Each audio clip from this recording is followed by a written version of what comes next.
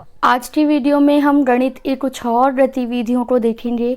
कुछ और टॉपिक्स ऐसे हैं जिनके ऊपर एक्टिविटीज़ अभी तक मैंने नहीं बताई है, तो हम उन टॉपिक्स को भी यहाँ पर इंक्लूड करेंगे और एक्टिविटीज़ को देखेंगे। तो सबसे पहला जो यहाँ पर टॉपिक लिया गया है वो है ब्याज और छूट, इंटरेस्ट एंड डिस्काउंट। तो ये भी बड़ा ही इम्पॉर्टेंट टॉपिक है आपके सिलेबस का। आपको ये पता भी होना चाहिए खुद भी कि ब्याज और छूट क्या है, इंटरेस्ट और डिस्काउंट क्या है।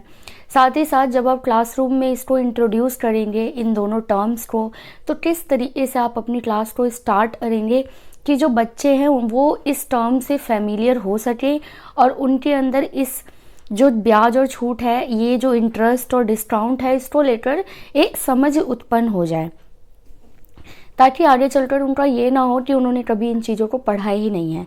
तो इंट्रोडक्शन क्लास कैसी होनी चाहिए जहाँ पर इंटरेस्ट और डिस्काउंट को पढ़ाया जाए। बाद में तो बच्चे बड़े बड़े क्वेश्चंस सॉल्व करेंगे ही, लेकिन उससे पहले परिचय कराना बहुत ही ज़्यादा इम्पॉर्टेंट होता है। तो लक्ष्य जो है इस गतिविधि का वो यही है कि बालकों को साधारण ब्याज और छूट की अवधारणा से अवगत कराना, कि जो सिंपल इंटरेस्ट क्या होता है और डिस्काउंट क्या होता है इस बारे में बताना। तो आवश्यक सामग्री, अगर हम मटेरियल रिक्वायर्ड की बात करें तो हमें चाहिए होगा संकेतक, श्यामपट्ट, कुछ डिस्काउंट अखबार के कटिंग्स, जैसे अखबार में आए दिन डिस्काउंट के कटिंग्स मिल जाएंगे आपको जहाँ लिखा होता है 20% डिस्काउंट, 50% डिस्काउंट, इस तरीके से एडवर्टीजमेंट मिल जाएगी। साथ ही आपको चाहिए होगा पासबुक, जो कि आपको सिर्फ एग्जाम्पल के लिए बच्चों को दिखाना है, चौक और डस्टर वगैरह। तो ये चीज़ें आपको चाहिए होंगी। स्टार्ट करेंगे अगर प्रक्रिया को, प्रोसीजर को, तो स्टेप 1 आएगा आपका, जिसमें अध्यापिका बालकों से कुछ मौखिक प्रश्न पूछेंगी। तो ऐसे ही जस्ट ओरली कुछ क्वेश्चंस पूछेंगी टीचर, जैसे कि बच्चों क्या आप सभी बाजार जाते हो, पहला क्वेश्चन। देन सेकेंड क्वेश्चन, क्या आपने कुछ ऐसे विज्ञापन देखे हैं जहां 20% छूट, 80% छूट, ये सब लिखा हो। तो फिर बच्चे अपने हिसाब से इसका आंसर देंगे। और थर्ड क्वेश्चन टीचर पूछेगी कि सभी छूट संख्या के पीछे ये जो निशान लगा है ये किस चीज़ का है। तो बच्चे इजीली बता देंगे कि ये प्रतिशत का है, क्योंकि बच्चे अब तक जो है परसेंटेज वो पढ़ चुके हैं, उनको मालूम है कि परसेंटेज असाइन इस तरीके से लगाया जाता है। स्टेप 2 की अगर बात करें हम, तो यहाँ पर स्टेप 2 आपका आ जाएगा और यहाँ पर आप देखेंगे कि चरण 2 में अध्यापिका बालकों को अखबार के कुछ विज्ञापन के नमूने जो कि वो साथ लेकर आई हैं, वो छूट और प्रतिशत की अवधारणा को समझाते हुए दिखाएंगी। न्यूज़पेपर में जैसे कहीं लिखा है 50% डिस्काउंट, तो फिर टीचर उसको दिखाकर बताएंगी कि 50% डिस्काउंट का सीधा सा मतलब है कि प्राइस आधा कर दिया गया है, और इस तरीके से 25%, 20% और ये सब निकालना जो है टीचर सिखाएंगी। फिर आता है चरण 3, इसमें अध्यापिका बालकों से फिर से कुछ मौखिक प्रश्न पूछेंगी कि क्या आपने कभी पासबुक देखी है। बच्चे अपने हिसाब से आंसर करेंगे हाँ या ना, जिन्होंने भी देखी होगी। सेकेंड क्वेश्चन फिर अध्यापिका पूछती हैं कि क्या आप INR का मतलब समझते हो। तो ये भी मुझे नहीं लगता कि बच्चे इसका कुछ आंसर दे पाएंगे, तो ये प्रॉब्लमेटिक क्वेश्चन हमारे लिए हो जाएगा। स्टेप 4 में अध्यापिका क्या करेंगी, बालकों को पासबुक का नमूना दिखाएंगी जो साथ में लेकर आई हैं, और उसके अंदर जो INR नंबर होता है और बढ़ा हुआ अमाउंट जो पहले से हमने डाला हुआ था बैंक में, और फिर उसके अंदर कुछ अमाउंट बढ़ गया है, वो दिखाते हुए अध्यापिका बताएंगी कि ये होता है साधारण ब्याज या फिर सिंपल इंटरेस्ट, और साथ ही साथ बताएंगी कि किस तरीके से कितने प्रतिशत पर कितना इंटरेस्ट जो है वो हमें मिलता है। चरण 5 में अध्यापिका द्वारा बोर्ड पर बड़े अक्षरों में सभी आवश्यक तत्वों को लिखा जाएगा, चाहे वो INR नंबर हो, चाहे वो प्रतिशत हो, छूट हो, डिस्काउंट वगैरह, सारी चीज़ें एक बार इंक्लूड कर बोर्ड पर लिखी जाएंगी। लास्ट में ऑब्जर्वेशन यानी कि अवलोकन होगा, और यहाँ पर बालक ये समझने में सक्षम है कि छूट, प्रतिशत और ब्याज किस प्रकार हमारे दैनिक जीवन में उपयोगी होता है। तो इस तरीके से आप इंटरेस्ट और डिस्काउंट वाला जो आपका टॉपिक है बच्चों के सामने एक्टिविटी के माध्यम से और कुछ चीज़ों के इस्तेमाल करने से लाइफ से जोड़ सकते हो, और बच्चे ये चीज़ हमेशा याद रखेंगे, इन एक्टिविटीज़ को नहीं भूलेंगे। अगला टॉपिक जो हमारा है वो स्टैटिस्टिक्स, सांख्यिकी कहते हैं जिसको। कुछ नहीं, सांख्यिकी का मतलब सीधा सा है संख्याओं का खेल, जहाँ पर सिर्फ संख्या हो और उसे हम प्रतिबद्ध तरीके से लगाएं और उससे कुछ जानकारी हासिल करें।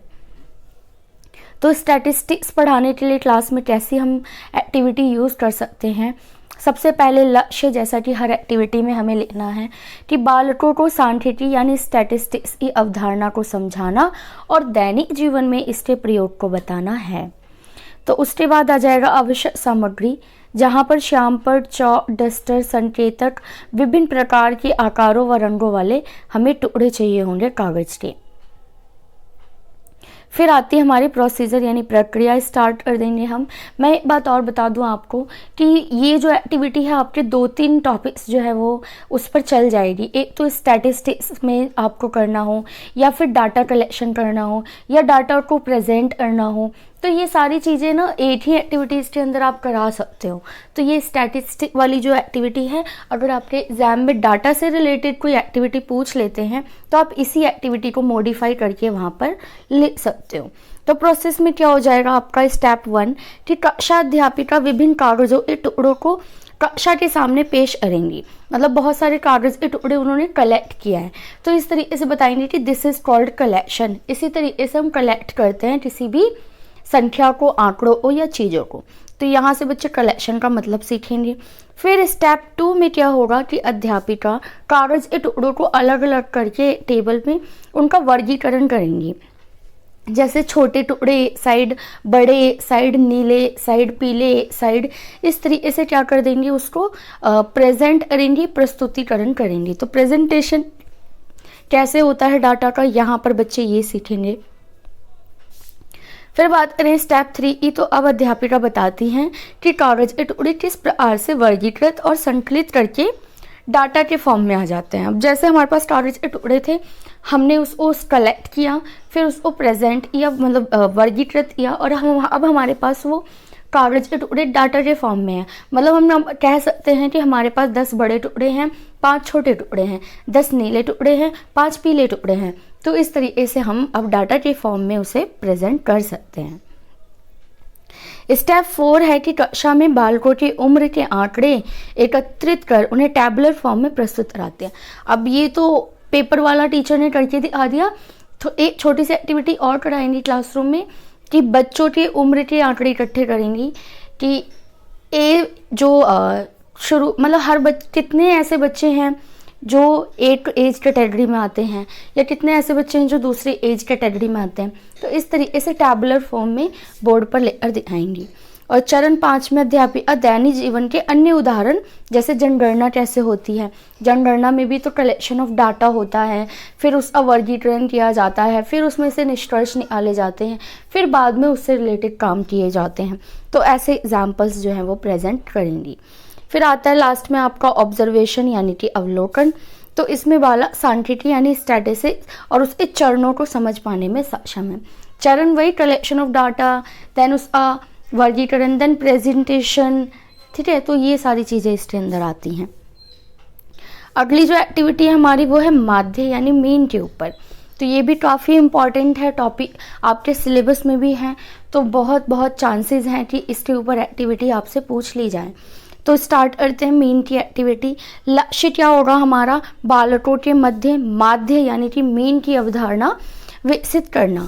आवश्यक सामग्री हमें चाहिए होगी श्वेत या फिर श्याम पट, चौक, डस्टर, संकेतक, विभिन्न संख्या वाले ताश के पत्ते यानी प्लेइंग कार्ड्स जो होता है, अब हम उसको यूज़ करके अपने क्लासरूम में माध्य पढ़ाएंगे। तो प्रोसीजर क्या होगा, प्रक्रिया क्या होगी हमारी। स्टेप 1 कि अध्यापिका कक्षा के सामने 5 ताश के विभिन्न संख्या वाले पत्ते पेश करेंगी। मतलब 5 ताश के पत्ते हैं टीचर के पास, वो उनको पेश करेंगी, दिखाएंगी। चरण 2 में ताश के पत्तों पर जो संख्या लिखी गई है क्रमानुसार वो बोर्ड पर लिख देंगी। जैसे मान लीजिए पहला पत्ते पे 2 लिखा था तो उन्होंने 2 लिख दिया, बोर्ड पे 5 लिखा था तो 5 लिख दीजिए, 9, 9, 10। तो इस तरीके से 5 पत्ते जो हैं हमने बच्चों के सामने पेश किए हैं। इसके बाद आता है चरण 3, अध्यापिका बालकों को माध्य की परिभाषा बताते हुए औसत संख्या कैसे निकालें इसका सूत्र बताएंगी। तो टीचर थोड़ा सा वहाँ पर इंट्रोड्यूस कराएंगी माध्य से और बताएंगी कि क्या होता है माध्य। किसी भी एक क्रम संख्या का औसत होता है। एवरेज होता है तो ये बताएंगी, और साथ ही साथ फॉर्मूला बताएंगी कि कैसे माध्य निकाला जाता है, कि संख्याओं का कुल जोड़ और संख्याओं की कुल संख्या, इसको जब हम डिवाइड करते हैं तो हमारा माध्य जो है वो निकल के आ जाता है। अब चरण 4 में क्या होगा कि अध्यापिका इसी सूत्र का प्रयोग करके जो ताश के 5 पत्ते निकाले थे ना, उनके साथ माध्य निकालेंगी। तो जो 5 पत्ते थे हमारे, उन पे जो संख्याएं लिखी थी, सबसे पहले उनको ऐड करेंगे ऊपर, और नीचे टोटल पत्ते कितने थे वो लिखेंगे। देन हमारा आंसर आएगा 7। तो इस तरीके से जो अध्यापिका है वो बताएंगी कि इन 5 कार्ड्स का जो माध्य है वो है 7। चरण 5 में अध्यापिका द्वारा अन्य प्रश्न हल करने को दिए जाएंगे, जैसे कि 2, 3, 4, 7, 8, 10, 30, 20, 40। ये बोर्ड पर लिखकर अध्यापिका बच्चों से कहेंगी कि अब आप इनका माध्य ज्ञात कीजिए। और लास्ट में अवलोकन यही होगा कि बालकों को माध्य का अर्थ पता चल गया है और वो कैसे निकाला जाता है ये भी पता चल गया है। आगे चलिए, अगला जो टॉपिक है हमारा मीडियन यानी कि माध्य का। तो माध्य का कैसे निकालेंगे, इसके अंदर अभी हम प्लेन कार्ड्स का ही यूज करेंगे जैसे हमने अभी माध्य का किया था। तो लक्ष्य क्या हो जाएगा अब हमारा कि बालकों को माध्य का यानी मीडियन की अवधारणा से अवगत कराना। नेक्स्ट हमारी आवश्यक सामग्री, तो इसमें भी हमें वही आवश्यक सामग्रियां चाहिए, श्वेत या फिर श्यामपट्ट, संकेतक, चौक, डस्टर, ताश के विभिन्न संख्या वाले पत्ते। अब आगे बढ़ेंगे, प्रोसीजर स्टार्ट करेंगे हम। तो पहला जो चरण आएगा हमारा वो है कि अध्यापिका ताश के विभिन्न संख्या वाले पत्तों को प्रस्तुत करेंगी। बच्चों के सामने जो है 5 कार्ड्स लाएंगी और चरण 2 में विभिन्न पत्तों पर अंकित संख्या को बोर्ड पर लिखेंगी।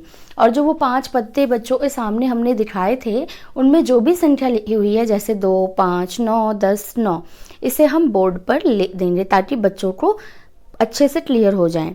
फिर आएगा चरण 3, जहाँ पर अध्यापिका इन संख्याओं को आरोही क्रम में लगाएंगी और पत्तों को भी उसी क्रम में लगा देंगी।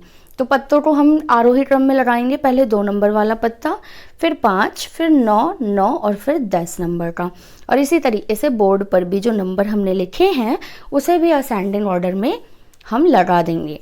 फिर आएगा चरण 4, जहाँ पर अध्यापिका द्वारा माध्यिका की अवधारणा के अंतर्गत यह बताया जाएगा कि माध्यिका आरोही क्रम में लगे मूल्यों के बीच का मूल्य होता है। तो यहाँ पर परिभाषा बताते हुए टीचर बताएगा क्लासरूम में कि यदि हमें किसी भी क्रम का माध्यिका निकालनी है तो पहले उसको आरोही क्रम में लगाओ, देन जो बीच की वैल्यू होगी वो माध्यिका होती है। तो इस तरीके से जब पत्तों को हमने लाइन से लगाया तो फिर हमने देखा कि बीच में 9 आ रहा था, तो 9 ही इसकी माध्यिका है, 9 ही इसका मीडियन है। और आगे आता है चरण 5, यहाँ पर अध्यापिका द्वारा माध्यिका निकालने के लिए अन्य प्रश्न दिए जाएंगे ताकि बच्चे भी अभ्यास कर सकें। तो यहाँ पर 2 प्रश्न मैंने दे दिए हैं। फिर आएगा आपका लास्ट में ऑब्जर्वेशन, अवलोकन, जहाँ पर बालक माध्यिका का अर्थ और इसे ज्ञात कैसे करते हैं ये अच्छी तरीके से समझते हैं। अब लास्ट आपकी आती है यहाँ पर एक एक्टिविटी जो कि है मोड के ऊपर, बहुलक के ऊपर। तो चाहे आपको इंग्लिश में करनी हो एक्टिविटी या हिंदी में, आप सेम प्रोसेस रखें, सेम फॉर्मेट रखें, बस कुछ चीज़ों को थोड़ा सा ट्रांसलेट कर दें और बस इनफ है एक्टिविटीज़ आपके लिए। तो यहाँ पर देख लेते हैं बहुलक की जो एक्टिविटी है वो कैसे स्टार्ट करेंगे। सबसे पहले एम यानी कि लक्ष्य आएगा, जो बालकों को बहुलक यानी मोड का अर्थ और इसे पहचानने का सूत्र ज्ञात कराना है। आवश्यक सामग्री हमें क्या क्या चाहिए होगी, संकेतक, चौक, श्यामपट्ट, डस्टर, विभिन्न प्रकार के ताश के पत्ते। तो अभी दोबारा हम ताश के पत्तों से ही अपनी एक्टिविटी कराएंगे जैसे हमने मेन और मीडियन में किया था।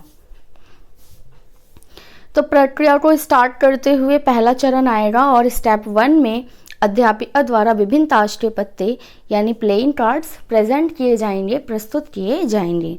चरण 2 में ताश के पत्तों पर अंकित संख्या को बोर्ड पर लिखा जाएगा, क्योंकि ताश के पत्ते पीछे शायद नज़र ना आ रहे हो सभी बच्चों को, तो इसलिए बोर्ड का यूज़ भी यहाँ पर ज़रूर से ज़रूर करना है। और मान लीजिए जो हमने 5 ताश के पत्ते रखे थे वो थे 2, 5, 9, 9, 10। तो इस तरीके से हमने बोर्ड पर भी लिख दिए। फिर चरण 3 आता है जहाँ पर अध्यापिका बालकों को बहुलक की अवधारणा यानी मोड की अवधारणा को समझाते हुए इसकी परिभाषा को बताएंगी और बोर्ड पर भी लिखेंगी कि किसी भी संख्या का वह तत्व क्रम में सबसे अधिक बार आवृत्ति वाली संख्या होती है। मतलब मोड वो होता है जो किसी क्रम के अंदर सबसे ज़्यादा बार आवृत्ति यानी आता है, ज़्यादा बार वो आए, तो वही हमारा मोड होता है। फिर चरण 4 में क्या होगा कि अध्यापिका पत्तों की संख्याओं का बहुलक निकालकर बोर्ड पर लिखेंगे।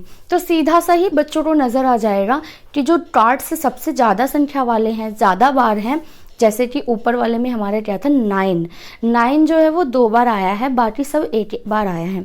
तो यहाँ पर जो बहुलक होगा वो 9 होगा। चरण 5 में अभ्यास के लिए अध्यापिका अन्य प्रश्न देंगी। जैसे 2 प्रश्न मैंने नीचे दिए हैं और बच्चे इसका अभ्यास करके बताएंगे कि इसमें बहुलक क्या है और यहाँ पर बहुलक क्या है।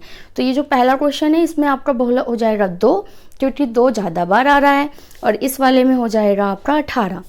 तो इस तरीके से बच्चे मोड को पहचान पाएंगे किसी भी क्रम के अंदर। अब लास्ट में ऑब्जर्वेशन लिखनी है, हमें अवलोकन लिखना है। तो छात्र बहुलक की अवधारणा को समझने में सक्षम है। मतलब एक्टिविटी खत्म होने के बाद बच्चे इतना समझते हैं कि बहुलक क्या होता है, कैसे निकालते हैं। तो इस तरीके से आपकी ये कुछ मेन टॉपिक्स की एक्टिविटीज़ थी वो हो जाएंगी, और आप इसी तरीके से एक्टिविटीज़ को इसी फॉर्म में, इसी फॉर्मेट में एग्ज़ाम्स में भी प्रेजेंट करेंगे।